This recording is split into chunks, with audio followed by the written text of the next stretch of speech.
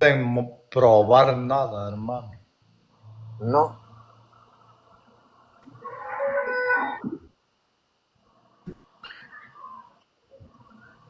No, no lo pueden. Abajo otra ramera, porque una hija de las rameras, ¿no? Te está diciendo que explique Romanos 3:23. Adelante, Martín, Que suba, por que calidad. suba. Al No, que cliente lo que suba, pide. hermana, que suba. Es que si quieren saber algo, que suban y dialoguen. Bendiciones, estimado Martín, Yeji y César a los presentes. Marcos, pero mira, Martín, esta persona no puede subir, ¿sabes por qué no? Porque no quiera, sino porque no tiene seguidores suficientes. ¿Quién? Marcos, que te dice que le explique Romanos 3:23. No, No, no, que no, San Marcos yo es no el fui. hermano que subió, que es el otro que está hablando sobre la No, ramera. perdón, Chávez, el mentado Chávez, que te dice que explique Romanos 3:23. No puede subir porque ya acabo de mirar y tiene 37 humildes seguidores. Cuando el hermano César tenía 25, él podía subir acá. Cuando yo tenía 3, igual subía a los lives. Lo que no pueden hacer es prender la cámara. Eso No sí no pueden pueden. prender la cámara, pero Oye, sí, sí pueden subir, poner cámara no pueden. Mi hermano, ¿cómo está? Bendiciones, hermano Martín. Bueno, me presento, quería saludar Bendiciones. Eh, igualmente con respeto, tal, tranqui. Yo soy cristiano de protestante de la denominación pentecostal clásica, esta de 1906. Quería preguntarles respecto a la Asunción de María, o sea, ¿por qué ustedes lo creen? ¿Por qué nosotros lo creemos? Bueno, la verdad es que nosotros tenemos un magisterio que basado, mi amigo, basado pues en escritos y en parte de la Biblia, pues lo podemos sustentar y vamos a pasar a darle pues algunos textos, porque ustedes, por ejemplo, piensan de que Gigi Ávila ya está en el cielo, Martín, yo no conozco a Gigi Ávila, la verdad. No sé quién es, lo escucho comentar algo bastante acá en TikTok, pero no lo conozco a ese tipo. pero el hecho que usted no lo conozca no significa que los pentecostales no lo idolatran, no lo idolatran, perdón, no lo idolatran.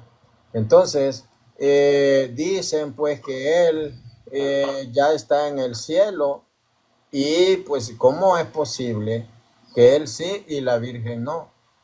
Eh, Lo Martín, que nosotros, yo le puedo decir algo. La Biblia nos muestra en Apocalipsis 12, Apocalipsis Martín, 12, Martín, un puntito. Yo sí creo que María está en el cielo. No tengo problema con eso. y entonces Yo les preguntaba por la Asunción, no la porque María está en el cielo. asunción, la asunción no es la ascensión. No sé si usted sabe cuál es la diferencia. Ascensión es que alguien sube por su propio poder con su cuerpo. Correcto, Y asunción correcto, es que alguien sube con su cuerpo por poder de otro, en este caso de Dios, ¿no? correcto. ¿Y cuál ve usted la incapacidad de Dios, de Jesús, de llevarse a su madre? No es Ninguna, no hay capaz de ninguna. hacerlo. Es capaz. Entonces, nosotros vemos cómo pues la presentan a la Virgen en el cielo. Eso es lo que dice la Biblia. Claro, No dice exactamente María, pero nosotros sabemos, o usted no cree que es la Virgen María. claro, o sea, yo también puedo creer que esa mujer de Apocalipsis 12 es María, pero yo pedía sobre la Asunción. No sé si esa María estaba en el cielo, porque eso yo también lo creo en sí. Mi amigo, eso es lo que muchos padres de la iglesia muestran y nosotros creemos porque también Pero, Martín, una pregunta. Respecto a Apocalipsis 12, yo, corrígeme si me equivoco, porque aquí estamos para aprender. Yo pienso que sí se puede tratar de la asunción y ¿sabes por qué? Porque pone una gran señal, apareció en el cielo. O sea, esa señal apareció de repente en el cielo, ¿no? Entonces, si esa señal hubiese estado siempre, no hubiese aparecido. ¿Ya? Eso es el punto. Ese es el punto. ¿Y cuál es el problema de San Marcos? ¿Cuál es el problema? Que el protestante dice que está dormida y que duerme y que espera. Ese es el protestantismo. No sé si eso es lo que piensa usted, que San Bien, Pablo Martín. está en el cielo, que San Esteban también está en el cielo. Y lo que dice Hechos 7:59, Claro. Hechos 7:59, vamos a leer Hechos En realidad 59, vamos a no ver. tengo problema con que ellos estén en el cielo, sino que hablo de la asunción. Y tú me mencionaste al tema de los padres de la iglesia, lo que me parece un punto bastante interesante. ¿Qué padre de la iglesia de los, no sé, 5 primeros siglos habló de la asunción de María? O sea, que afirmó creer. Hechos 7:59.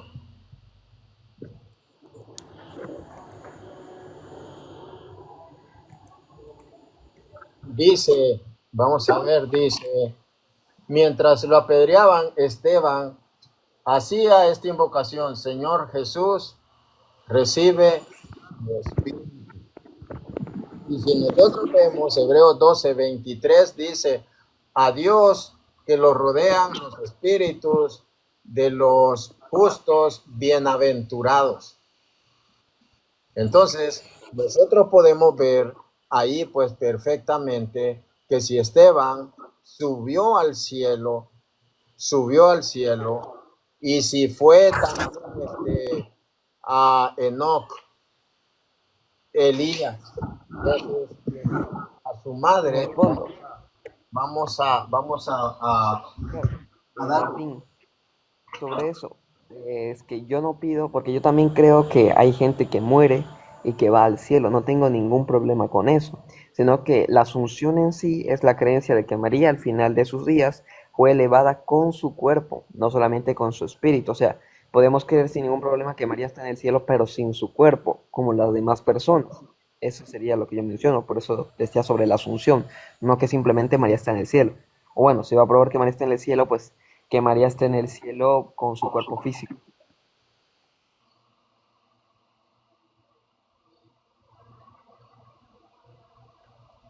Bueno, nosotros creemos porque la iglesia nos enseña, esa es enseñanza de la iglesia, y nosotros creemos todo lo que la iglesia nos enseña. Usted no cree todo lo que la iglesia enseña, usted elige qué creer y qué no creer. Ese es el problema. Martín, Ese es el problema de ser selectivo. Usted pregunta, cree, yo le veo que su perfil dice San Marcos. Entonces, yo le preguntaría, ¿por qué no cree lo que la iglesia dice sobre la Asunción? Y si cree, o no sé si usted cree que San Marcos escribió el Evangelio de San Marcos. ya, perfecto. El primer punto, claro, voy a responder sus preguntas y también voy a hacer una pregunta. Mi pregunta sería, ¿por qué la iglesia entonces definió esto que usted cree? ¿Por qué lo dijo la iglesia? O sea, ¿en qué se basó la iglesia exactamente? Ahora, respondiendo a su pregunta, primero, ¿por qué rechazo algunas cosas de la iglesia u otras las acepto? Porque yo no acepto la autoridad de la iglesia en sí. Básicamente, para mí, lo que yo crea de la iglesia va a tener que estar fundamentado, no sé, en la historia o en las escrituras o en la tradición o filosóficamente por la experiencia, etcétera, etcétera. Eso. Ahora, por la autoría de los evangelios. Bien, eso yo me baso en el mismo criterio que utilizó Agustín de Hipona en su diálogo contra Fausto, en su último libro, en el cual él básicamente lo que dijo fue que sabemos quién escribió los evangelios por la sucesión que tenemos de testimonios respecto a esto y que nadie lo ha contradecido. ¿Cuáles son estos? Papías de Hierápolis del 125 después de Cristo. También tienes el Canon Mauratori, a pesar de ser anónimo. Tienes a Clemente Alejandrina, a Justino y ¿quién es más? A ver, Tertuliano, y los demás ya son más posteriores del siglo III. Entonces, En base a esto, yo primero voy a decir que hay atribuciones a los apóstoles de estos evangelios y claro, a sus seguidores. Y claro, también hay algo que se debe tocar, que estas personas estaban dispersas por todos los lados del mundo, o sea, del mundo conocido en esa época, naturalmente. No era que todos estaban, por ejemplo, en Alejandría, todos estaban en Lyon, etcétera, etcétera. No, estaban dispersos.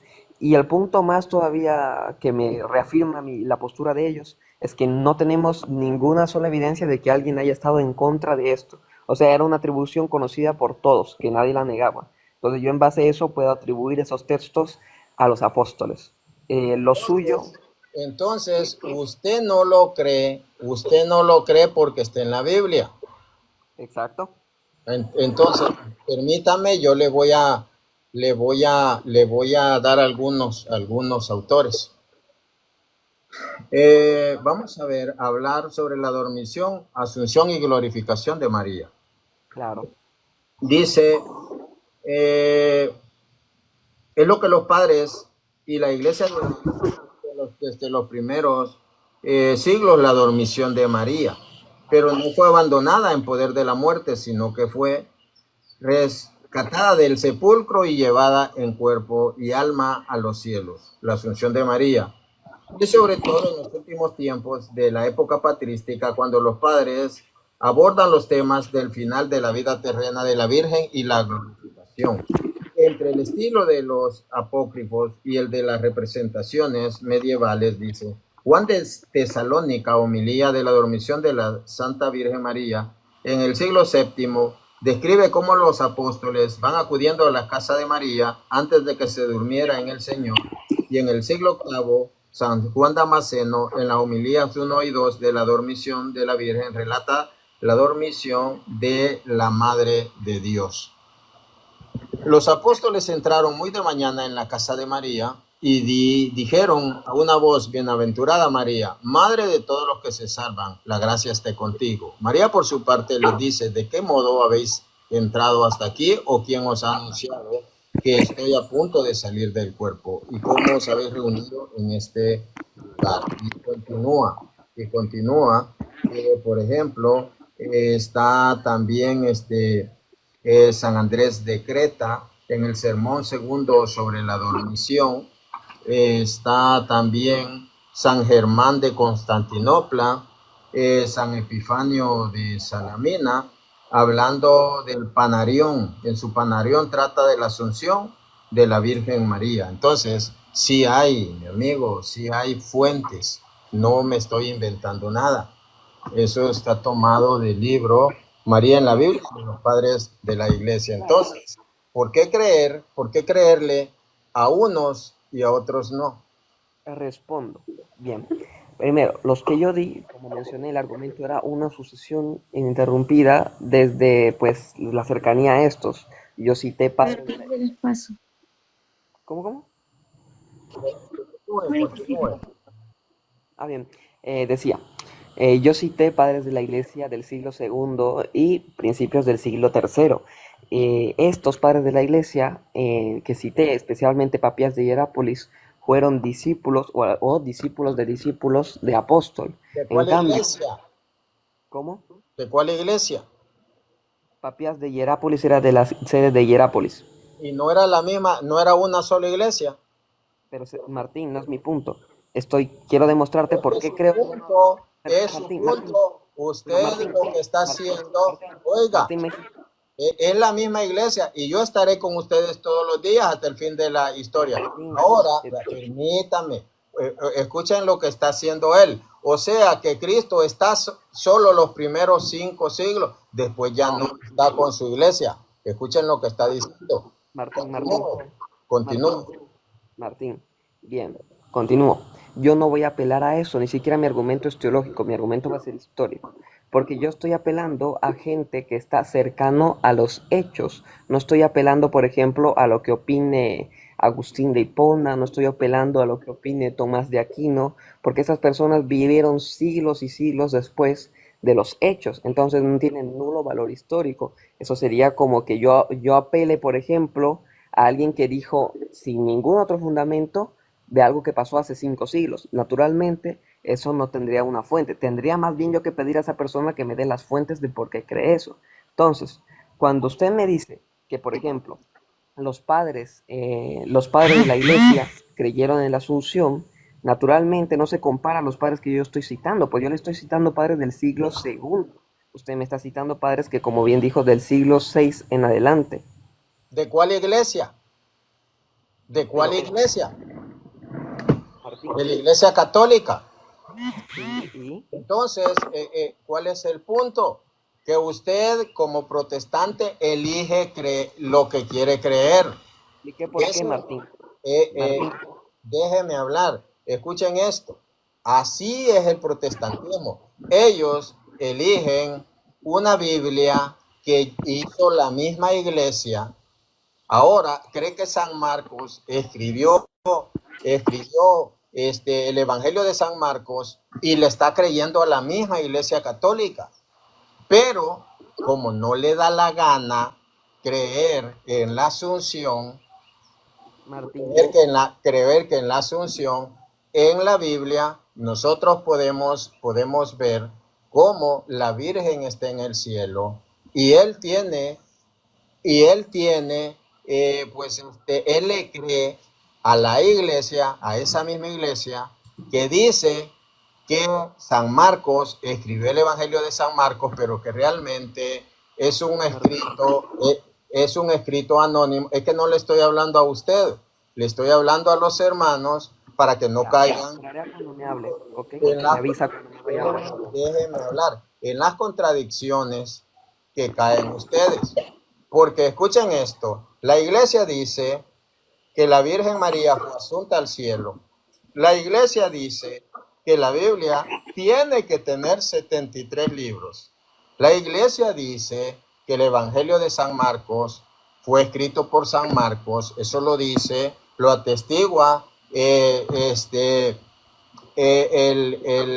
historiador Eusebio de Cesarea, y él se lo atribuye que el primero que lo dijo fue Papías de Hierápolis. Entonces, él cree en un canon que define la iglesia, él cree en que San Marcos escribió el Evangelio de San Marcos, y él decide no creer en la Asunción de la Virgen, porque es la misma iglesia. Jesús dijo, yo estaré con ustedes todos los días hasta el fin de la historia. Entonces, él dice, no, porque es tardío. La iglesia primitiva, algunos la sitúan como en hasta el siglo VII, siglo VIII. Entonces, la misma iglesia que va definiendo, porque el Espíritu Santo, según dice la palabra de Dios en Hechos 16 del 12 al 15, dice que le va revelando el Espíritu Santo a la iglesia por medio del Espíritu de la verdad. Entonces, este señor acepta algunos cánones, pero otros no, porque así es el protestantismo. Yo lo que le insto es a salir de su secta de 1906 y volver a la iglesia fundada por Jesús, porque usted si dice es tardío, pues su denominación es más tardía todavía, mi amigo, y no la va a vincular bajo ningún punto de vista a sucesos tempranos. Su denominación no estaba en el siglo I, en el siglo II, el siglo III. Entonces, ¿por qué tenemos que creerle a usted y no creer a la iglesia de Cristo que estuvo desde el siglo I? Bien. Bueno, hermano Martín, gracias por esa bella explicación, maravillosa, hermano. Siento bendición al escuchar esas verdades Papá, que pero no es que pueden quería ser hablar yo. refutadas, hermano. Permiso. Pero es que llevo yo un rato esperando. ¿Sí? Sí, pero le voy a decir algo. Mi hermano César también, él no había hablado nada. Sí, César, perdón, César, sí. Y esperemos cuando uno termine que empiece el otro. Hermana Yey, le escuchamos. Luego escuchamos a San Marcos, que no sé cuál es su nombre, quizás no presté atención. Sí, Sí, hermano, le decía que estoy yo voy contento de después de ti, escuchar. César, no pasa nada, continúa. Ok, gracias. Le decía que me siento contento de escuchar estas grandes verdades de la iglesia. Es la iglesia de Cristo, donde están los padres de la iglesia. Y así que esta no tiene reputación. Y discúlpenme que estoy muy mal de la garganta, por eso estoy hablando poco, hermano. Pero me siento bendición escuchar esta explicación tan maravillosa, ¿verdad? Que está dando el hermano Martín, cuando el hermano está siendo selectivo. Algunas cosas sí las creo y otras no, y aún todas son de la iglesia católica. Estoy muy seco, muy afónico, hermano, adelante. Bueno, hermana Yayi, gracias mi hermano. Luego escuchamos a... ¿Cuál es su nombre, señor? Marcos, Marcos. Bueno, yo les recomiendo que vayan por un café, porque el tema de la Asunción de María es uno de mis temas favoritos y se va a poner interesante. ¿Qué es la Asunción de María? Bien, la Asunción de María es un dogma católico que sostiene que María fue llevada en cuerpo y alma al final de su vida terrenal, ¿verdad? Y fue proclamado oficialmente dogma el 1 de noviembre de 1950, ¿verdad? Por el Papa Pío XIII, si mal no estoy, en la Constitución Apostólica se llamaba Munificentissimus Deus, sí, exacto. Y bueno, ¿qué es un dogma? Un dogma es una verdad de fe revelada por Dios a su iglesia. Bien, vamos a empezar con los datos históricos, ¿verdad?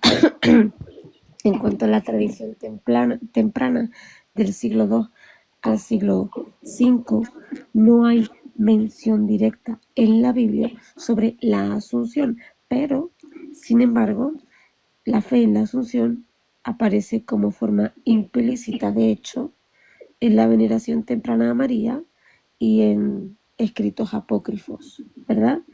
Había un escrito que se llamaba en el siglo IV, siglo V, este escrito se llama Transitus Mariae, que es un texto apócrifo que describe lo que es la muerte, resurrección y asunción de María al cielo. Bien, no se conoce ningún lugar aparte con reliquias del cuerpo de María. Conocemos reliquias de San Marcos, conocemos reliquias incluso hasta del propio Jesús, pero de María no. Lo cual es inusual entre los santos, lo que fortaleció la idea de que su cuerpo no quedó en la tierra. Y bueno, en cuanto a los padres de la iglesia, siglo V, siglo VIII, por ahí, San Juan Damasceno es el más destacado defensor teológico temprano, ¿verdad? Predicó en Jerusalén, en la tumba atribuida a María, sobre su gloriosa asunción. Basó sus enseñanzas en la conveniencia teológica y tradición no escrita, ¿ok? Y bueno, la fiesta litúrgica de la denominación, de la dormición, perdón, o asunción, se celebraba ya en el siglo VI, en Oriente, bajo el emperador Mauricio, 600 años después de Cristo, fíjate. Y en cuanto a desarrollos en la Edad Media, ¿verdad? Teólogos como San Alberto Magno, Santo Tomás de Aquino,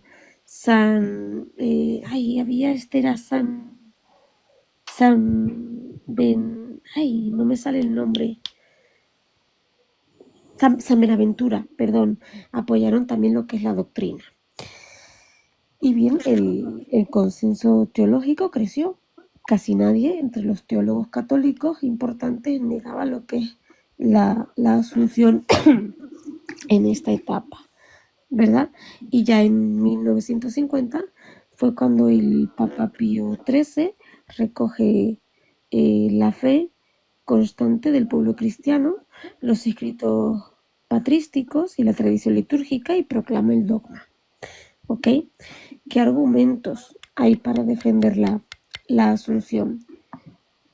mm, desde la escritura, ¿verdad? Implícito. Bien, no hay un versículo directo que te diga María, no, pero se usan varios pasajes como base teológica y simbólica, ¿ya?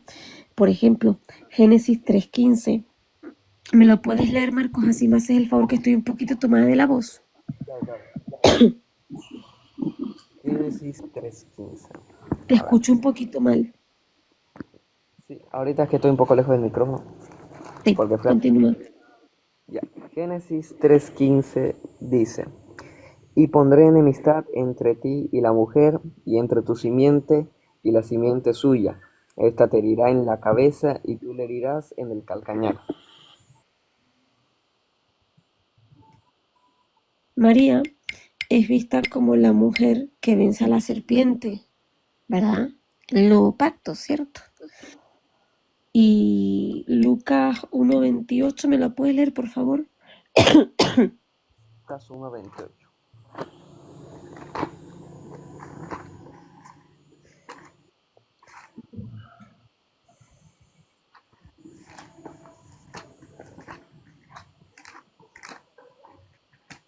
Ya.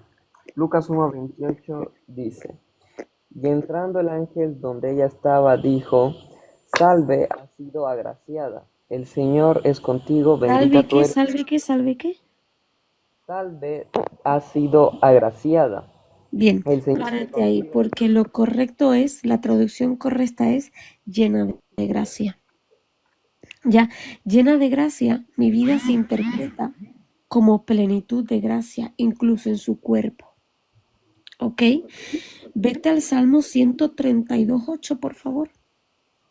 Salmo 132:8.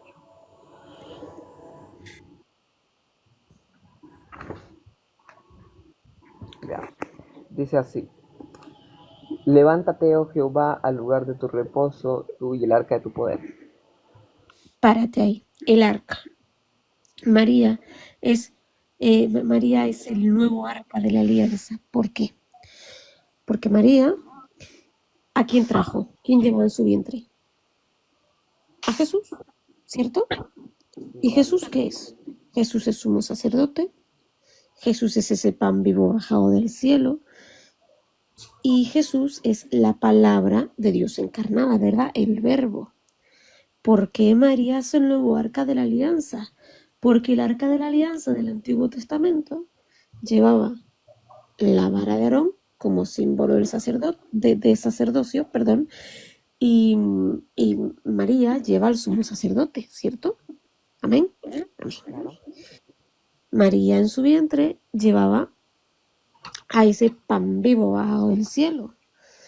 Y en el arca de la alianza estaba ese maná. María en su vientre llevaba a ese verbo encarnado. Y ese arca llevaba, acuérdate, las tablas de la ley, ¿no? Entonces, bien, desde bueno, hablemos también desde la tradición de la iglesia, ¿no? Primero, falta de reliquias del cuerpo de María. No hay ni una sola. No hay ni una sola. Celebración litúrgica universal. En la dormición, Asunción, desde muy antiguo. O sea, esto se lleva haciendo puff. Y también homilías patrísticas, especialmente las de San Juan Damasceno. Y desde lo que es la teología, ¿verdad? Bien, hablemos primero de la dignidad de María. ¿Ok? María es madre de Dios. María no podía sufrir corrupción como los demás mortales. Inmaculada concepción, María es inmaculada, que es libre del pecado original y lo que es la muerte, corruptibilidad, ¿verdad? Son consecuencias del pecado, ¿cierto? La Sí. muerte, la corruptibilidad son consecuencias del pecado. Pero sin embargo, María es libre del pecado original. ¿Ya? Y Y también, bueno, la unión perfecta con Cristo, la unión perfecta de María con Jesús es perfecta. Es perfecta. María colaboró con Cristo en su venida, pasión y redención. Y convenía que compartiera su gloria. Y el tipo de arca de la alianza, ¿verdad? María es el arca viviente. El arca del Antiguo Testamento se trataba con reverencia. Entonces, si el arca del Antiguo Testamento se trataba con reverencia, ¿cuánto más el cuerpo que llevó al Hijo de Dios? Amén. Entonces, y bien, María también como primicia, ¿verdad? De la iglesia glorificada. Ella, María, es la figura de lo que todos los fieles esperan, que es resurrección y vida eterna en cuerpo y alma. Y bien, hablemos también lo que es la razón, ¿verdad? Y la lógica de la fe. La asunción no es un privilegio arbitrario, no, sino consecuencia lógica de su papel singular.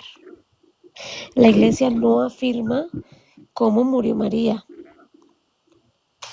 si murió o no, pero sostiene que no permaneció en la tumba. Y también viene esa devoción constante a María en la historia como reina del cielo, apoya su presencia corporal allí. De hecho, Martín, en el Subtum Presidium también se menciona a María como reina, ¿verdad? Dios te salve, reina y madre misericordia. Sí, exacto. El Subtum Presidium es una de las oraciones a María más antiguas y se encontró en un papiro egipcio, si mal no recuerdo, y data del año 200 y poco. Y dice el Subtum Presidium así: Dios te salve, reina y madre de misericordia. ¿Cómo era? No me acuerdo. Dios te salve, reina y madre. No me acuerdo cómo era el Subtum Presidium, caramba. No me acuerdo. Pero sí, es de las oraciones más antiguas a María. Entonces, bien, en cuanto a San Juan Damasceno, hay frases claves, ¿verdad? Frases como: era necesario que aquella que había llevado en su seno al Creador hecho carne habitara en los tabernáculos divinos. También hay otra frase de San Juan Damasceno: hoy el santo y único ser viviente, el arca del Dios vivo, sube a su descanso celestial. Entonces, bien, hay argumentos respecto a tradición constante, tipología bíblica, teología de la conveniencia, apoyo patrístico e incluso un dogma proclamado. Ya, tradición constante, ¿por qué? Porque desde el siglo IV, al menos con apócrifos, homilías y liturgia. Y en cuanto a tipología bíblica, pues María como nueva Eva, arca de la alianza y mujer glorificada. Y el tema de la teología de la conveniencia, pues, el papel de María, o sea, el que no esté convencido en que el papel de María es único en la redención, oiga, estamos todos de acuerdo, bien, pues eso justifica la asunción.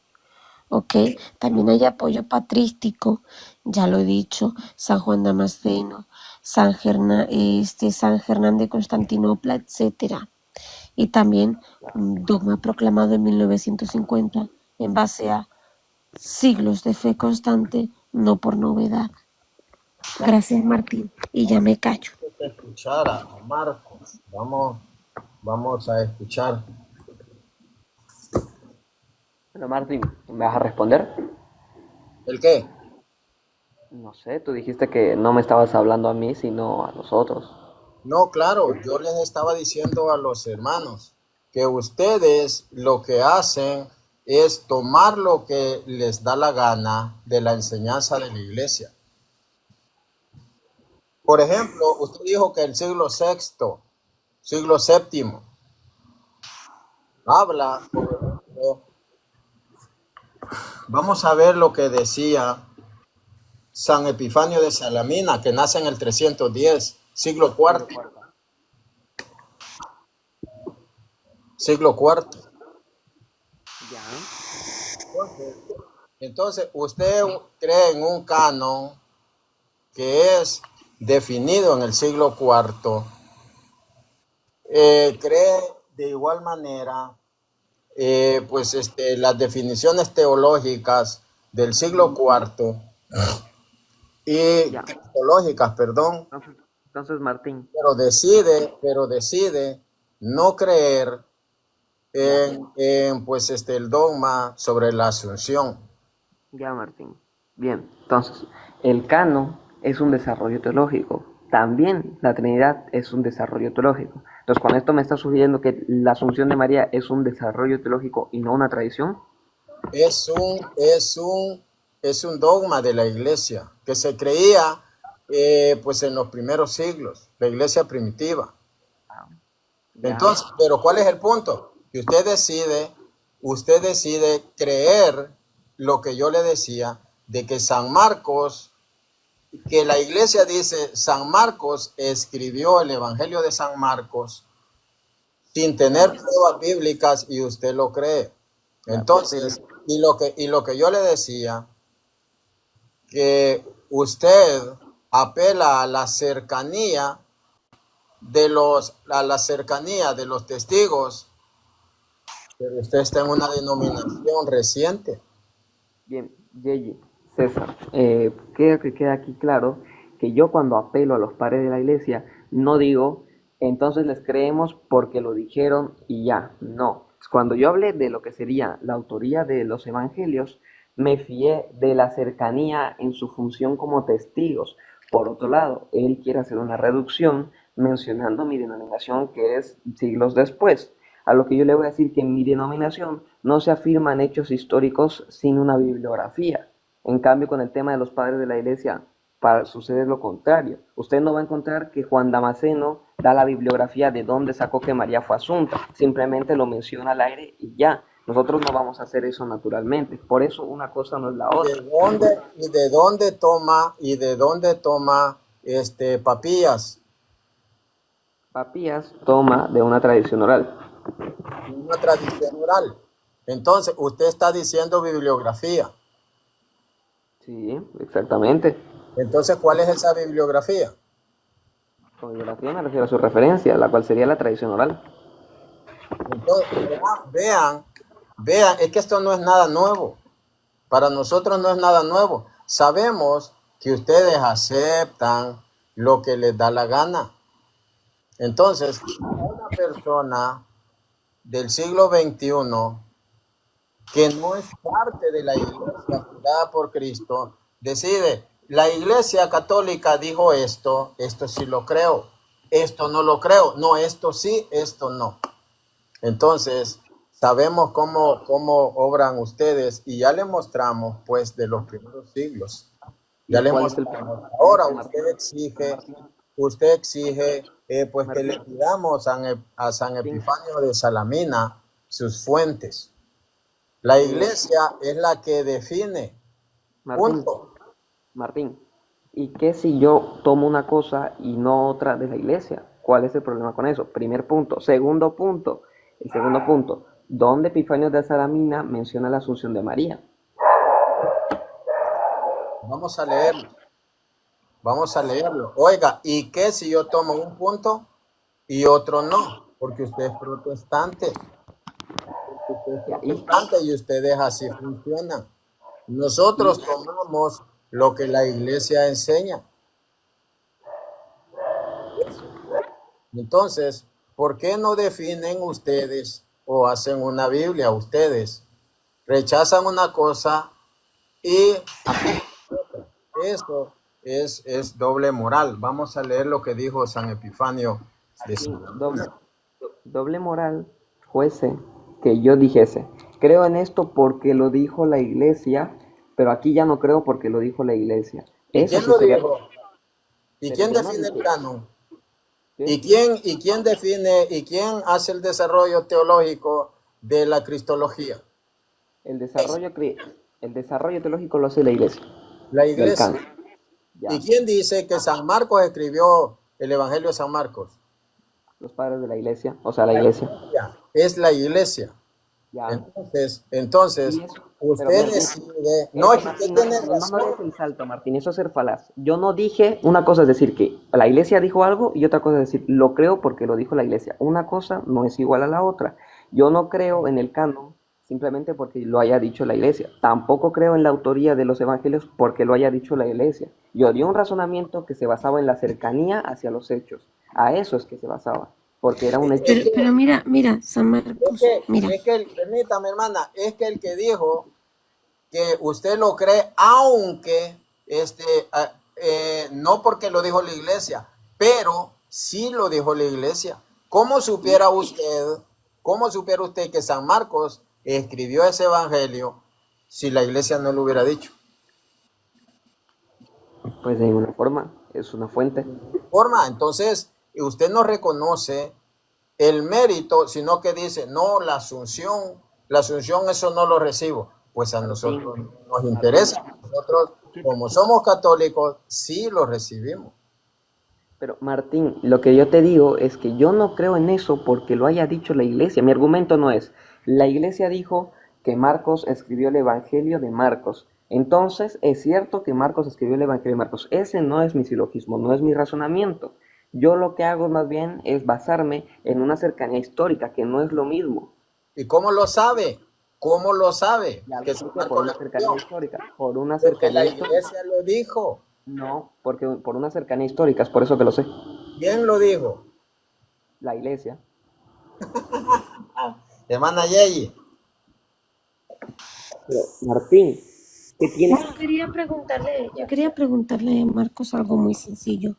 Marcos, ¿qué Sí. es qué es lo que mantiene la fe del cristiano? O sea, ¿qué es esto que si tú me dices, mira, Yeji, si tú quitas esto, la fe del cristiano no tendría sentido? A ver, podemos mencionar naturalmente a Dios, a Jesucristo, bueno, que es lo mismo. ¿Qué más? Las verdades fundamentales propias del cristianismo como la resurrección de Cristo, su sacrificio. Ay, que párate ahí. La resurrección. Sí, Porque si hay algo que al cristiano le da sentido de su fe, es la resurrección de Cristo. ¿Ya? Dado que sin la resurrección de Cristo, la fe del cristiano no tendría ningún sentido, ¿cierto? ¿Por qué crees en exactamente. la resurrección de Cristo tú, Marcos? Perfecto.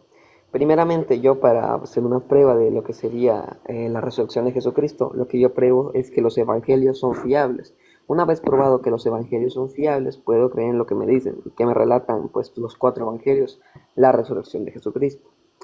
No, Entonces, pero es que yo no voy a algo bíblico, más bien es que hasta la idea de que yo por soy eso, atea. Lo más normal a un ateo sería decirle, pues porque creemos en la resurrección de Cristo, ya que no hay cuerpo. ¿No hay cuerpo? bien, bien, Yeyi, No hay bien, cuerpo. No hay cuerpo. bien. Mira, Ya, en eso, permíteme, claro, yo permíteme. un ateo, naturalmente, si le digo eso, el ateo me va a responder, tampoco tienes cuerpo de Juan el Bautista y no por eso resucitó, por eso no lo considero un buen argumento. Yo por eso argumento primeramente por probar que ciertos textos tienen fiabilidad histórica y luego pues creo en esa fiabilidad histórica. Ajá, pero uno de esos argumentos es que en el cuerpo, ya luego te puedes ir con los testigos, te puedes ir, mira, con pila de cosas para probar la resurrección de Cristo sin ningún, ¿no? Entonces, el tema está en que la fe del cristiano, si tú le quitas la resurrección de Jesús, no tendría sentido ninguno, pero ninguno. Ninguno. Es más, si la resurrección de Cristo no estaríamos aquí hablando ahora mismo. Fíjate lo que te digo. Entonces, ¿por qué? Porque no hay cuerpo. Qué fácil sería. Mira lo que te digo, Cristo murió en Jerusalén, ¿cierto? Sí, sí. el epicentro de los enemigos del cristianismo. Qué fácil sería, ¿verdad? Para los enemigos del cristianismo, mira, los fariseos, los romanos, los judíos, mostrar el cuerpo y ya. Pero no, nadie lo mostró. ¿Por qué? Porque no hubo cuerpo. Entonces, 2 más 2 son 4. Sin el cuerpo de María, por algo será. Porque la iglesia, mira, la iglesia tiene cuerpo de todos los apóstoles, excepto uno, si mal no recuerdo, los tiene todos. Pablo, Pedro, Santiago, uy, los apóstoles están en iglesias católicas, mi vida, y tenemos reliquias de sus cuerpos también. Entonces, ¿por qué no hay reliquias de María? Porque no hay cuerpo de María. Fíjate, de las poquitas reliquias que hay de María, no es de su cuerpo, es de algo que ella llevaba. ¿Tú te acuerdas, Martín, el cinturón de María que tienen los ortodoxos como reliquia? Que a veces lo tenemos nosotros. Sí, sí. Esa de las poquitas reliquias que hay de María. Bien, Pero de su cuerpo no hay nada. claro. De su cuerpo no hay Bien. nada. Primeramente, ¿Por qué? Por algo será. Mira, chico, los apóstoles fueron martirizados de maneras horribles que de verdad yo no sé. Uy, no. Terrible, terrible, terrible, pero bendito sea Dios porque fue para gloria suya. Pero fíjate lo que te digo, ¿por qué María no fue martirizada? ¿Por qué María no fue? Y encima estaba con él en la cruz. Los apóstoles no estaban con Jesús en la cruz por miedo al martirio, por miedo a que le hagan lo mismo que a él. Pero María estuvo en la cruz.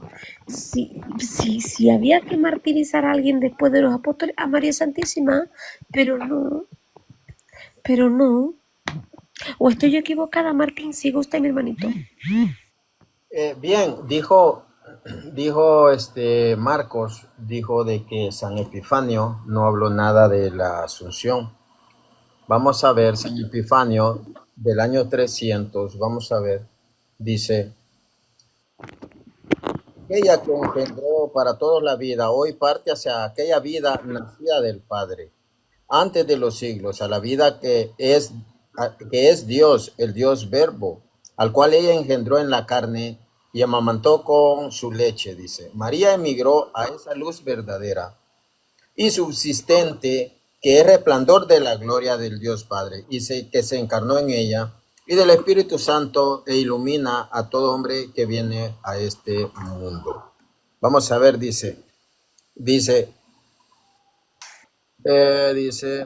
y se mostró su resplandor, esplendor para que todos conociesen a Dios. En la casa del Dios y Padre fue recibida con alegría y gozo. Ella que había sido escogida como casa divina de su Hijo, el cual sin circunscribirse habitó en ella y echó de ella carne por el Espíritu Santo. Vamos a ver. Oh beatísima dormición de la gloriosísima Madre de Dios, siempre virgen después del parto, que no sufrió en el sepulcro ninguna corrupción del cuerpo, portador de vida, protegida por aquel que de ella nació, el todopoderoso Salvador Jesucristo.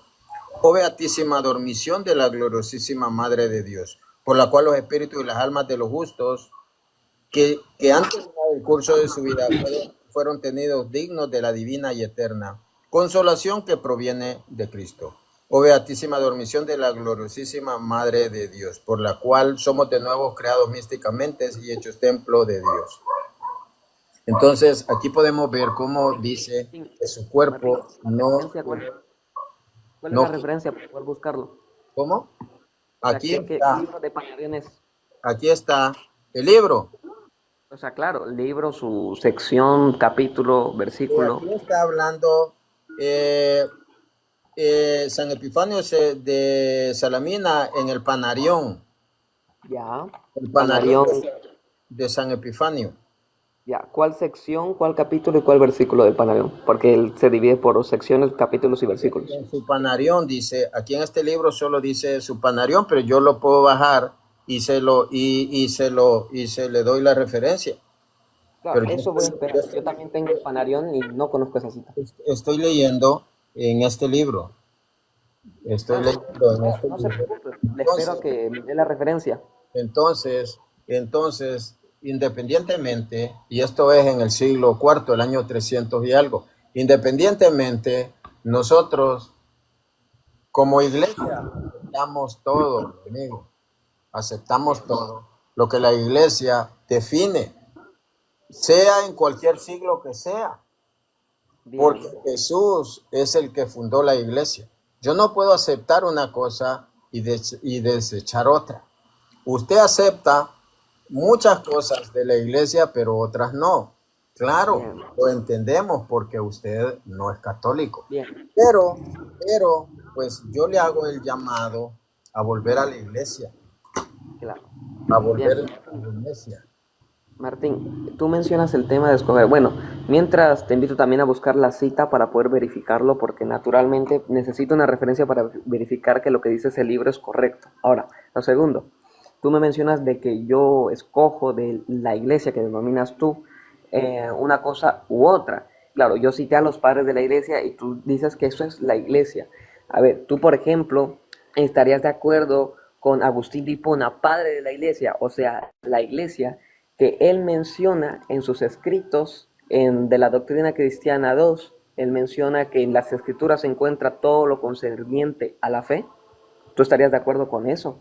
O bueno, si no es eso, también podría mencionar sobre el bautismo, libro 2, capítulo 3, versículo 4, donde él dice eh, que además que los mismos concilios que se celebran en los diversos distritos y provincias deben ceder, o sea, los locales, más allá de toda posibilidad de duda a la autoridad de los concilios plenarios que se forman para todo el mundo cristiano, o sea, los ecuménicos, y que incluso de los concilios plenarios, los primeros son a menudo corregidos por los que lo siguen. Naturalmente, tú no vas a estar de acuerdo ni vas a creer en Agustín, o sea, la iglesia, que los concilios pueden ser corregidos. Tampoco vas a creer lo que dice en sobre la doctrina cristiana libro 2, de que entre todas las cosas, dice, cito textualmente, entre todas las cosas que están claramente establecidas en las escrituras, se encuentran todos los asuntos que conciernen a la fe y a la manera de vivir. Eso es la escritura.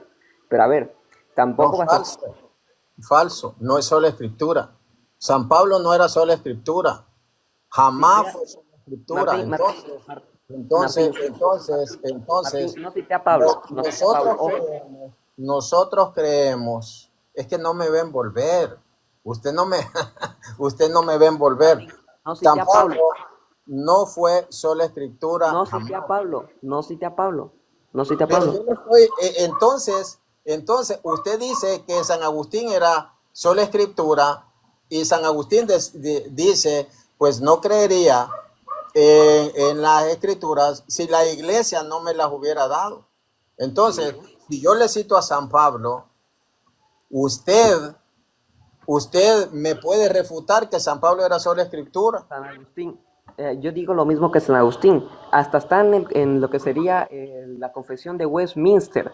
En la confesión de Westminster, artículo 1, usted va a leer que nosotros nos valemos para saber qué libros son palabra de Dios gracias a la iglesia. Si la iglesia no hubiese dicho eso, nosotros no sabríamos qué libros es palabra de Dios y cuáles no. Eso no anula que seamos sola escritura. Lo mismo te voy a decir para Agustín, que Agustín diga eso no anula que sea sola escritura. Y puedo dar la cita exacta que dice que Falso, no es sola escritura, no es Martín, sola escritura, Martín, falso. Martín, estás queriendo enseñarnos a nosotros de nuestra propia doctrina. Eso es como que yo te quiera enseñar a ti qué es la asunción. No es lógico. San Agustín era sola escritura. San Pablo, o sea, la iglesia era sola escritura. ¿Qué entiendes tú por sola escritura? Sola escritura, mi amigo, sola escritura es lo que dicen de que es la única fuente infalible, pues, de revelación. Perfecto. Y si Agustín dice que los concilios plenarios y que los padres de la iglesia pueden ser corregidos, que se pueden equivocar, entonces no son infalibles. Es lo mismo. Usted lo que quiere hacer, bueno, habló de los concilios locales que se tienen que como subyugar a los concilios ecuménicos. Sí, Eso es lo que usted dijo. Si yo le exacto. cito un libro donde dice que un concilio local podría ser pasar a ser ecuménico, o pues o ser, no sé qué palabra usar, pero así como ser autoritario, con que Plenario. Roma lo confirmara. Ya, Martín, mi punto es que Agustín lo que dice es que esos concilios, los plenarios, pueden ser corregidos. Tú no sostienes esos. Tú sí sostienes que son infalibles los concilios. Por eso no puedes rechazar. Claro, claro que sí, porque nosotros estamos con lo que dice la iglesia, no pensamientos aislados, porque en una cosa podían tener la razón y en otra no. Ahí está. Eso mismo te digo. Por eso yo no creo todo Pero lo eso que dicen no es los padres. es que eso no es, esa es la cosa, la postura de la iglesia. Entonces, Perfecto. vean hasta dónde nos está llevando. Martín, yo Vean creo que, pero Martín, ya dónde te nos está escuché. llevando. Háblame a mí, no le hables a otras personas. Escuchen Estás esto, hablando conmigo, Martín. escuchen esto, escuchen Martín, esto, habla conmigo. Estás hablando escuchen conmigo. esto, claro, pero les tengo que aclarar. Vean cómo el amigo protestante, cuando le mostramos que ya en el siglo cuarto, en el año 300 y algo, él dijo, no, es que eso No me fue, diste la referencia. No me diste la referencia. señor, es que eso fue en el siglo séptimo, cuando nosotros le mostramos que efectivamente ya desde el año 300 y No me algo, diste la ya referencia. señor, entonces vea cómo él se va por aquí y por allá. Sí cree que San Marcos escribió el Evangelio de San Marcos, pero eso no lo dice la Biblia, eso lo dice la iglesia. Ya. Sí cree en el canon que define la iglesia, pero no cree en la asunción. Ahora se viene, hermanos, a traer posturas de algún padre de la iglesia que podía estar equivocado. Por ejemplo, hablemos si hablamos ¿cómo se llama? De Orígenes. Ah, ya. Si hablamos de Entonces, Martín, Orígenes, estamos de acuerdo. él, Estamos de acuerdo. Tú y yo estamos de acuerdo, Martín. bueno, No, no hay problema, entonces, estamos de acuerdo. Los padres señor, pueden señor, equivocarse. deje Estamos hablar. totalmente de acuerdo. Señor, deje hablar. Entonces, ¿cuál es la postura de la iglesia? Que la iglesia, mis hermanos, define. Por ejemplo, el protestantismo habla, Jerónimo no aceptaba los deuterocanónicos. Y a mí me extraña que no haya atacado que el libro que dijo la hermana, que era apócrifo. A mí me extraña que no haya dicho, pero eso era apócrifo. Entonces, la iglesia nunca fue sola escritura. Perfecto, perfecto. Entonces, Martín, tú distingues que los padres de la iglesia pueden equivocarse o no. Entonces, yo sí puedo escoger de los padres de la iglesia unas cosas sí y otras cosas no, así como tú también haces. Como tú Usted, también, tú has hecho eso, tú has usted, hecho eso ahorita.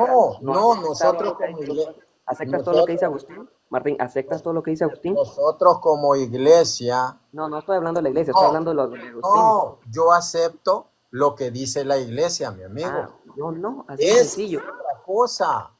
Esa es otra Exacto, cosa. Usted exacto, acepta, Martín. Eso es no, otra cosa. oiga, Yo también digo lo mismo. esa es otra cosa. Usted Esa acepta es otra lo cosa, que le exacto. conviene No, de no, la no, yo no iglesia. acepto eso. Y Yo eso, acepto lo que decían los y padres de la eso, iglesia, que no es lo mismo. y eso, por eso yo no recomiendo la Biblia de patrística protestante, porque es la misma, es el mismo actuar de Marcos, porque ellos seleccionan.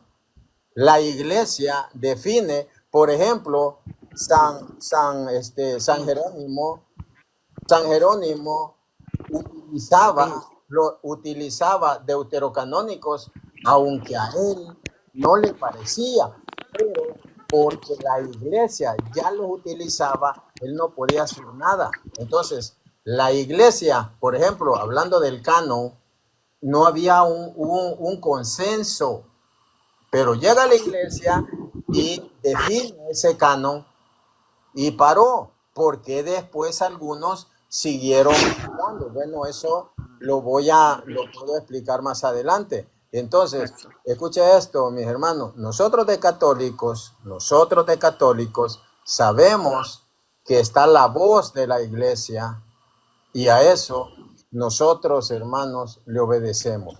Por eso el protestantismo tenía 73 libros, porque lo más grande para el protestantismo, que es la Biblia, pues ellos la llevaron, la tenían tal cual hasta 1626.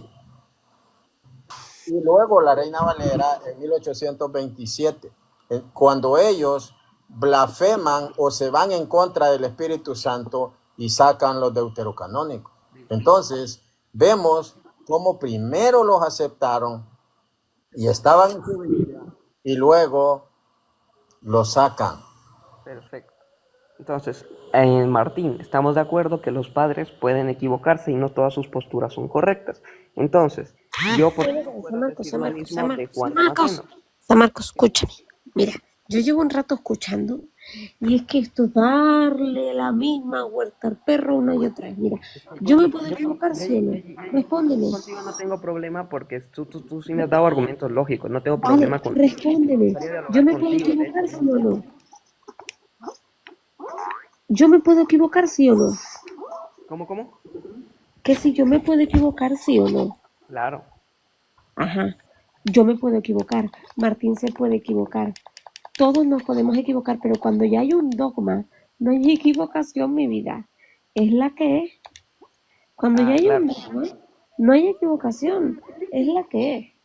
¿Tú crees en la Exacto. Santísima Trinidad? Exactamente, sí creo. Ajá, pues que sepas que eso es un dogma, porque cuando hay un dogma, es la que es. ¿Sabes por qué se hizo dogma la Santísima Trinidad? No tienes ni Porque idea, ¿verdad? surgieron los arrianos. Exacto, por la cantidad de herejías que estaban surgiendo, entonces era necesario, o sea, es que era necesario. Y un dogma es una verdad de fe revelada por Dios. Es así, es así, es así, y así es. Y no te molestes a darle 20 vueltas al perro, porque así es. Y tú le estás dando 20 vueltas al perro. Mi pregunta es, ¿por qué no le das 20 vueltas al perro con la Santísima Trinidad, pero si se lo das con la Asunción, que es un dogma? Gigi, perfecto. Contigo yo sí puedo razonar perfecto, entiendo tu razonamiento. Mira, el tema es que, por ejemplo, si viene un testigo de Jehová a mí decirme, pruébame la Trinidad, perfecto. Yo le voy a citar, por ejemplo, a Atanasio de Alejandría, ¿no? Y si él me dice, ¿por qué debo creerle a Atanasio de Alejandría? Yo no le voy a decir porque así lo dijo Nicea. Eso sería una petición de principio. Créele al dogma porque lo dijo el dogma. No, porque tengo que probar al dogma con algo aparte, con otra cosa. Eso puede ser la tradición, las escrituras, etcétera, etcétera. Entonces, hay una petición de principio si él me dice, ¿por qué creo en el dogma? Porque lo dice Atanasio. ¿Por qué crees en Atanasio? Porque lo dice el dogma. Eso da vueltas y vueltas y no tiene un valor probatorio. Ese es mi punto y tú y yo vamos a estar de acuerdo. La sola escritura es un principio bíblico. Que define bíblico. Que se encuentra explícito en la Biblia. Explícito, no. Implícito, sí. ¿Dónde está eso? Perfecto. Vámonos a 2 Tesalonicenses, capítulo 2, versículo 3 al 6. Bueno, mejor primero al 15. 2 Tesalonicenses, capítulo 2, versículo 15. Juan Martín, dame moderador para funar aquí uno en el chat, porque dice que tú no sabes nada, pero por saber él no sabe ni escribir. Imagínate explicar y no saber escribir. A ver, Martín, en ese pasaje, en el verso 15, nosotros vamos a encontrar que hay dos fuentes doctrinales. Lo que es escrito, o sea, lo que escribieron los apóstoles, y lo que es oral. O sea, en otras palabras, las escrituras y la tradición oral. Lo que podemos decir, tradición escrita y tradición oral. Perfecto. Ahora, subamos arriba. Por cierto, naturalmente esas dos fuentes van a ser palabra de Dios. Van a ser revelación y doctrina que todos debemos aceptar infaliblemente. Es palabra de Dios, entonces, la tradición. Exacto, es palabra de Dios la tradición. Entonces, Ahora es infalible. arriba. Es infalible. es infalible. Ahora subamos arriba, subamos Entonces arriba. no solo la escritura infalible. Bueno, Martín, si no me vas a dejar probar, eso ya es otro tema. Porque lo que ustedes dicen es que es la única fuente infalible, la escritura. Usted se está contradiciendo. Claro, Martín, porque cuando hablamos de sola escritura estamos hablando del quehacer teológico, no ontológicamente. Ontológicamente también Dios es infalible. ¿Acaso la sola escritura va a rechazar eso? Eso ya sería absurdo pensar que se nos pasó eso por la cara. Pero claramente la sola escritura habla del quehacer teológico. Y por eso quiero ir a ese punto, porque en el quehacer teológico la tradición para nosotros no es infalible, en el quehacer teológico, no ontológicamente. Entonces, prosigamos. Pero lo mismo la Biblia muestra que es infalible la tradición y usted lo acaba de aceptar, mi amigo. Martín, Entonces, es que no negamos eso. no es solo la escritura.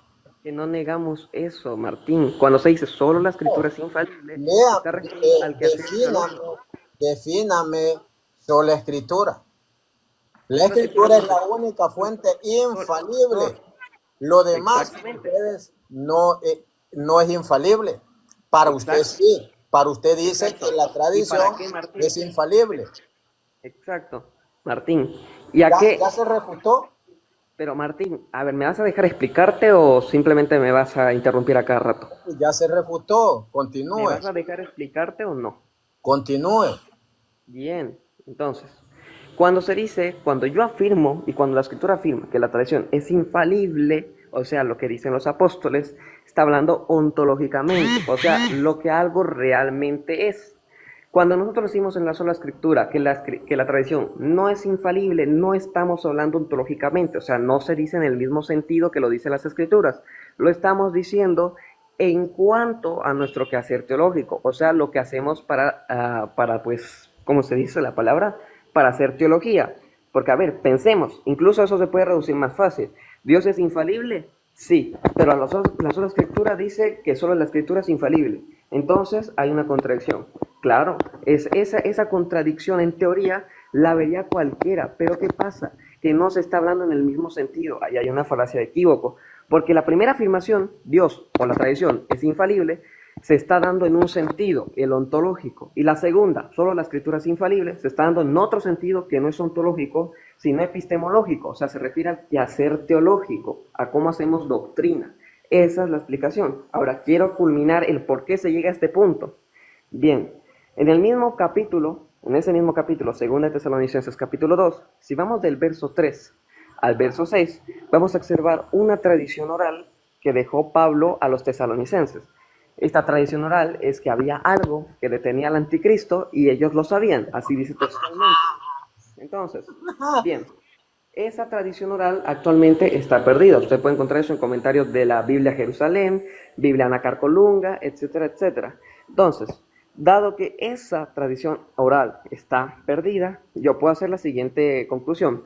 La tradición oral puede perderse. Perfecto, la tradición oral puede perderse. Entonces, dado que la tradición oral puede perderse, yo estoy en todo mi derecho de pedir evidencia de que algo es tradición oral, en tanto puede perderse, puede corromperse. Entonces, lo mismo va a suceder para cualquier cosa que me afirmen que es tradición oral. Ahora, naturalmente, segundo punto, es que yo no puedo probar que es algo tradición oral si no quedó escrito. O sea, yo no puedo probar que durante 5 siglos hubo una transmisión de boca en boca, si no tengo un sustento material.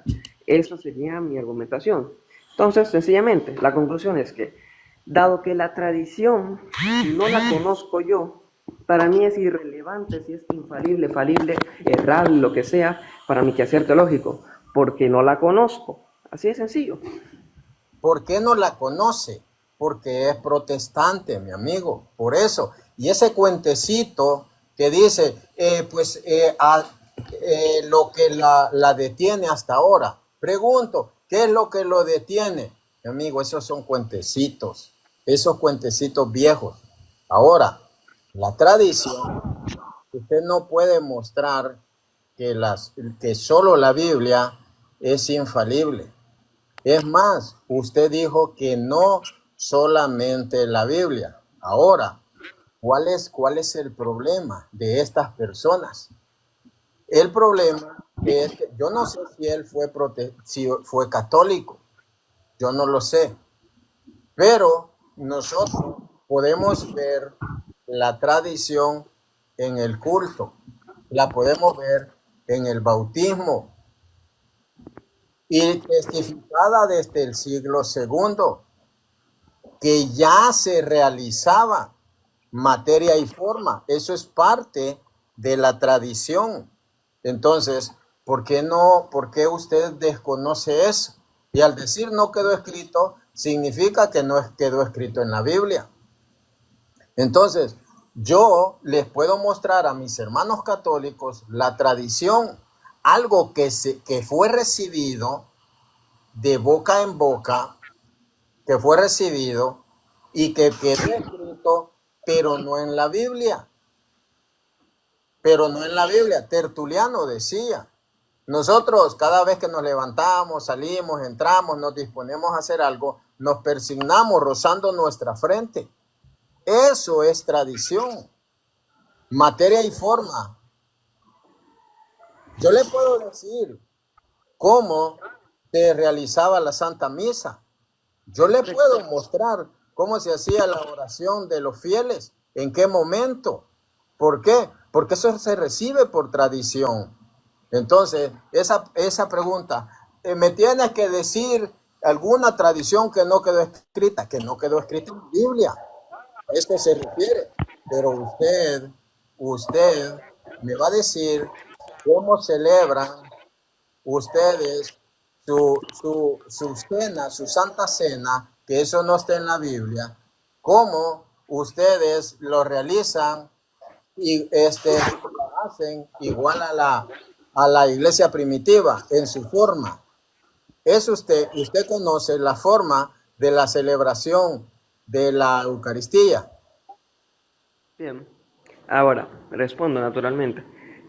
No me ha indicado dónde o cómo él deduce, si se fijan, él no me ha indicado cómo deduce qué es lo que detiene al anticristo. Me ha ido por otros temas, si el bautismo, si la Eucaristía. Así que yo voy a esperar. Mientras no lo haga, yo estoy en todo mi pleno derecho. Como dicen los académicos católicos, que eso es desconocido, que no se sabe. Por ende, mi conclusión se sigue de que la tradición oral puede perderse, por ende, puedo exigir pruebas para lo mismo. Tú en este caso estás dando prueba. Pues perfecto, aunque yo podría objetar esas pruebas con que, por ejemplo, Tertuliano sostenía una herejía que se llamaba montanismo. Básicamente era algo así como que recibía revelaciones, profecías muy extremas, ¿no? Y eso mismo, usted no me va a decir que eso es tradición, pero eso era algo que practicaban en las congregaciones de Tertuliano. Eso sería un primer punto. Ahora, sí, respecto a la Eucaristía, yo creo en la Eucaristía que hay una presencia real de Jesucristo. Yo no creo en un simbolismo, para empezar. Segundo, si nos vamos por la tradición que usted me afirma de la iglesia primitiva, usted no va a encontrar que en la iglesia primitiva se dé solamente el pan, sino que se daba pan y vino. Por ejemplo, ahí hay una distinción entre lo que ustedes harían en el rito latino y con lo que se haría naturalmente con los otros ritos y la iglesia primitiva. Eso sería un punto. Si usted se quiere quejar de que la forma de mi Eucaristía es distinta al de la iglesia primitiva, porque el de la suya también. Listo. No, yo le pregunté materia y forma. Si como ustedes celebran la Santa Cena, cosa que no está en la Biblia ese término, que si ustedes la celebran con la forma como se celebraba la iglesia primitiva. Eso le pregunté, usted dio vueltas y vueltas.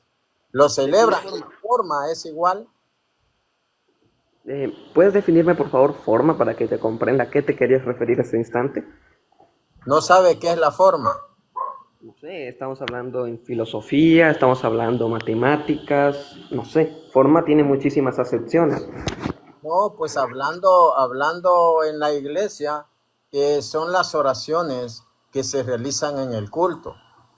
Perfecto. Y son las mismas. Usted nunca ha sido católico. Bien. Y mi cuestión es, hermano Martín, ¿qué de relevante, me ha dicho, por qué usted le pone relevancia a las oraciones y no a lo que se da en la Eucaristía? Por ejemplo, cuestión. El punto aquí, hermanos, a nosotros nos dan pan y vino. Claro que sí. El cuerpo, Cristo mismo está en las dos especies. Cristo mismo. Ahora podemos hablar de historia, de patrística, pero lo que yo le digo acá es que son las mismas oraciones. Al culto cristiano, que es el mismo que practicamos nosotros, se le llamaba servicio se dividía en dos partes: servicio de la palabra, servicio de la mesa, y luego se le llamó misa de los catecúmenos y misa de los creyentes. Entonces, eso nosotros como iglesia primitiva lo sabemos. Nosotros sabemos en qué momento se hacía la colecta, para qué se hacía la colecta, y yo se lo puedo mostrar en documentos de finales del siglo segundo. Yo se lo puedo mostrar. Entonces, ¿por qué traigo esto a colación? Porque esto es tradición. Eso es tradición. Entonces, ¿me puedes mostrar tradición que no quedó escrita? Que no quedó escrita en la Biblia, claro que sí. Martín, ¿cómo tú me demuestras que eso es tradición? Que eso que practicaban era una tradición y no, por ejemplo, algo que decidieron acomodar como liturgia, algún desarrollo teológico, piedades personales. ¿Cómo se demuestra que es una tradición oral eso? Ya se hacía en el siglo segundo. Entonces, eso ha llegado hasta nosotros y eso no está en la Biblia. Entonces, Martín, yo le puedo mostrar, cuando yo fui a Perú a predicar, yo llevé a estaba una señora y le dije: hermano, yo les voy a dar un pequeño regalo. Si alguien me dice, me responde unas palabras que voy a leer de este libro. Si alguien me la responde, yo le voy a dar un regalo. Y nadie quería pasar: hermanita, venga usted, llame a alguien. No, hermano, pero yo no sé. Si usted me va a responder. Entonces ella me respondió algo que le dio de un escrito de San Hipólito de Roma, porque eso es tradición. Eso se recibe, y si usted entra con este libro a la iglesia, al culto cristiano, usted va a ver que efectivamente lo que se testifica en el año 200 se sigue haciendo ahora en el bien, 2025. bien. Perfecto, Martín. Ahora, tú me dijiste que porque está creído en el siglo II, entonces era una tradición oral, porque se practicaba, para ser exactos.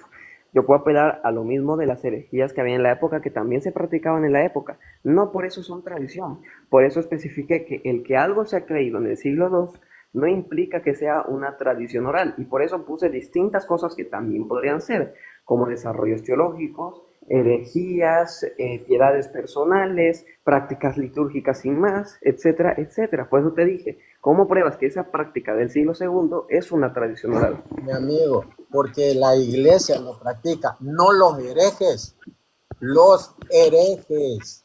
Entonces, la iglesia corregía a los herejes. Acá, la iglesia en su culto lo practicaba y lo sigue practicando. Entonces, vemos, hermanos, cómo él va poniendo, quiere ir pues anteponiendo su pensamiento, simple y sencillamente porque su corazón, hermanos, su corazón no le da para aceptar que somos la iglesia que tiene 2000 años. Le puedo hablar también sobre el bautismo, materia y Martín, forma, por cierto, materia y forma espérame la que se referencia de les Juan. hacía, que se les hacía en el bautismo una cruz en la frente con aceite. Y eso se hace en el bautismo en la iglesia católica todavía. Entonces, pregunto, ¿eso lo practican ustedes? En la iglesia primitiva se rezaba el credo, se recibía el símbolo el domingo de Ramos y se entregaba el símbolo en el bautismo, en la vigilia pascual. Entonces, ¿en cuál iglesia? Se renovaban los votos bautismales. Primero se bautizaba el domingo de resurrección. Entonces, eso es una que se ha ido transmitiendo Bien, hasta ahora. Ahora, que siempre han habido herejes, pero una postura extraña de un hereje no es la vivencia de la iglesia. Perfecto, comprendo tu punto. Entonces, ahora, tú me estás afirmando entonces que porque lo creía la iglesia, en su conjunto, no los herejes, era una tradición oral. Perfecto. Demuéstrame ese nexo lógico. Cómo el que lo crea la iglesia en el siglo segundo demuestra que sea una tradición oral. ¿Cómo lo recibieron? ¿Qué cosa? ¿Cómo lo recibieron? No sé, tú eres el que está afirmando que siquiera lo recibieron. Se puede recibir como escrito o se puede recibir oralmente. Si no está escrito, es que fue recibido oralmente. Perfecto. Ya. ¿Y cómo tú muestras que eso fue recibido oralmente? Porque no,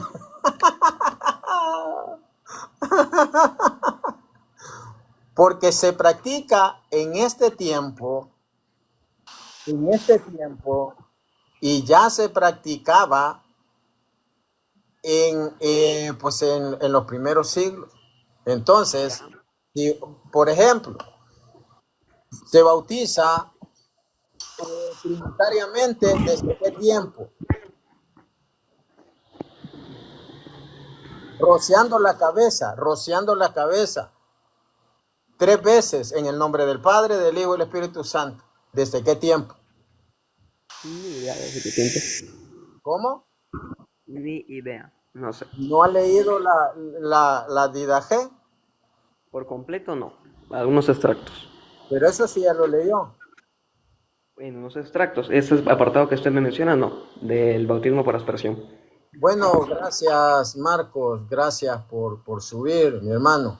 Estuvo muy interesante, muy interesante. Le recomiendo la serie de Justo González. Son 4 libros, Historia de la Literatura Cristiana Antigua. Le recomiendo el libro Tengo también el de historia cristiana de Justo González. Es buenísimo. Breve Historia del Domingo. Le recomiendo la Semana Santa de Justo González y le recomiendo el culto en la iglesia antigua. Le recomiendo, yo tengo varios libros de Justo L. González. Sí, muy Entonces, bueno. te lo recomiendo. Así es que ahí estamos. Dale. Bendiciones.